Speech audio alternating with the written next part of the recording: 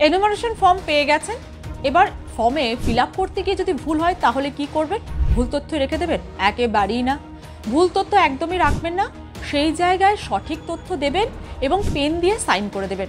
কারণ আপনাকে দুটো ফর্ম দেওয়া হয়েছে, প্রত্যেকটা ভোটারের জন্য দুটি করে ফর্ম, এবং এই ফর্মে আলাদা করে কিউআর কোড দেওয়া আছে। দুটি ফর্মে যদিও সেম কিউআর কোড, কারণ আপনার কিউআর কোড এটা, এবং দুটি ইউনিক, তাই দুটো করে ফর্ম দেওয়া হয়েছে।